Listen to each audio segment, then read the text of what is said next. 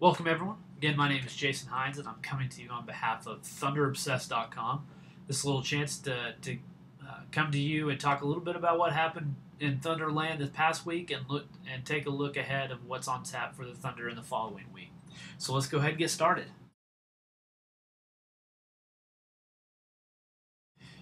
Well, the first game of the week was rather disappointing. It was 112-100 loss to the Los Angeles Clippers out in LA at the Staples Center.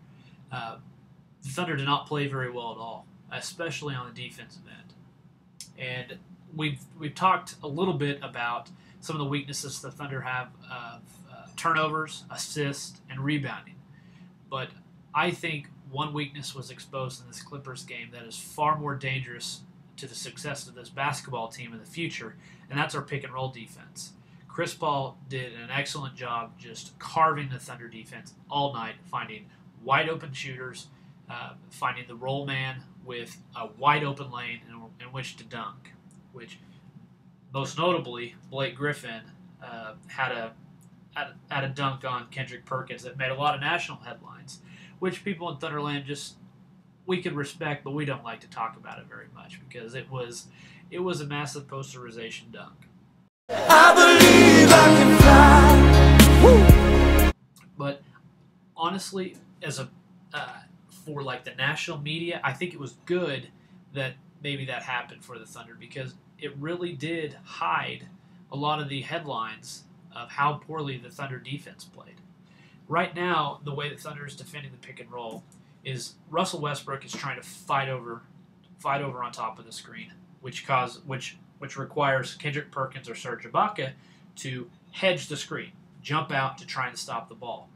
Well, because there's not enough intensity on the actual ball screen, Russell Westbrook isn't getting up right on the point guard. It's causing Kendrick Perkins and Serge Ibaka to really have to extend out behind the three-point line to stop the ball.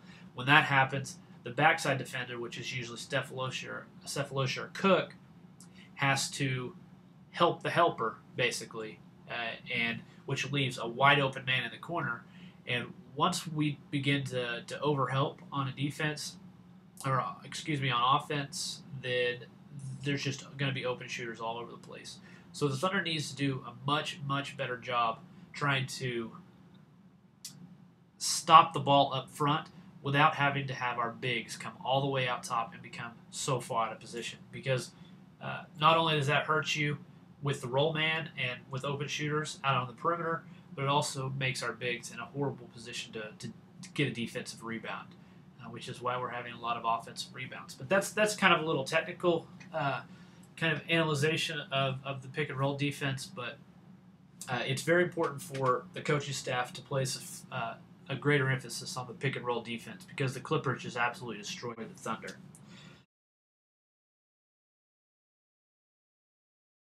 And then on Wednesday, the Thunder had a great bounce back game. They took the victory 95-86 versus Dallas.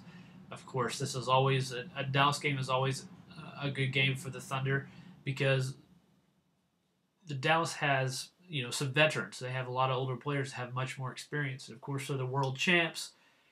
And some of the history the Thunder have had with Dallas is blowing big leads. And I thought this was a great step for the Thunder in this game because the Thunder had about a 10-point lead, and the Mavs, they started to come back on them. I think they even got it within 2 points at one point in the fourth quarter. But showing a little bit of maturity, Kevin Durant, Russell Westbrook, they really made some tough shots down the stretch that they needed to make in order to pull away to get the victory in this. But the main story of the game was how well Serge Ibaka played. He had a double-double, which was 11 rebounds and 10 block shots. He played in a fantastic game. He started out really slow in the first quarter. I thought he was going to have a horrible game. But then he had 2 quick blocks on West down near the basket, and then after that he just had so much energy in the game, and he started blocking shots all over the place. I think that Serge Ibaka is starting to get it. I think he's starting to get that defensive timing, that defensive intensity back. I think it's a great thing for the Thunder moving forward. And the third game of the week was against the Grizzlies, which was Friday night at the Thunderdome. This was a classic game. It was one that I attended in the arena, and the arena was very, very loud. It was a little lackluster beginning the first half because the Thunder were playing so poorly. But in the fourth quarter, the Thunder just clicked. They just turned something on offensively and just took it to another level. Kevin Durant was a beast. He just said, "You know what, guys? I'm going to win this game for us. Don't worry." He scored he scored the last 7 points for the Thunder, which was a beautiful 3-point shot. He made a just absolutely nasty jumper from the free throw line on Rudy Gay. Just made him look silly. And then he hit 2 clutch free throws down the end of the stretch to close the game out. We're very fortunate to have Kevin Durant on our team because he's capable of just getting his own shot whenever he wants, and more often than not, he usually drains them. So, fantastic game for the Thunder, which ended up in a victory, 101-94. And then Saturday, another disappointing game against the Spurs. The Spurs had a great home record, and the Thunder came in on the second night of a back-to-back and just kind of threw out a stinker. There's not a whole lot to say about it. Tony Parker just absolutely abused the Thunder on the pick and roll. He scored 42 points, had 9 assists. He just really just understood what it took coming off that ball screen that Tim Duncan set for him all night, and he could either find an open shooter or hit Duncan on the roll man that hit an open shooter. And you might want to say that the Spurs just were lucky going 9 for 13 from the 3-point line in the first half, but honestly, those shooters were wide open. There was no reason why they shouldn't have made those shots. The Thunder must do a better job of not overhelping on the pick and roll, but also being more intense up on the ball screen to actually start out the possession. And I think a lot of some of the this will be fixed whenever Thabo Sefolosha comes back, because he's great about knowing when to help, when not to help, those types of things. The defense just kind of clicks a little bit much more whenever he's in the ball game. So, but like I said, it was. I said this last week. If the Thunder were to go 4-0, it would be very good. 3-1, I think it was a successful week. 2-2, I think the Thunder did not play as well as they should have. They lost to the Clippers, lost to the Spurs. Both road games. I don't think necessarily at the beginning of the season you would check those off as a win. But the way that the Thunder have been playing, of course they're 18-5 now. The Thunder needs to go into those buildings and they need to get a victory. The Thunder aren't going to win them all, but they need to go in and get some quality road wins for experience-wise in the playoffs. Well, the Thunder have a very tough road schedule. This is probably the toughest.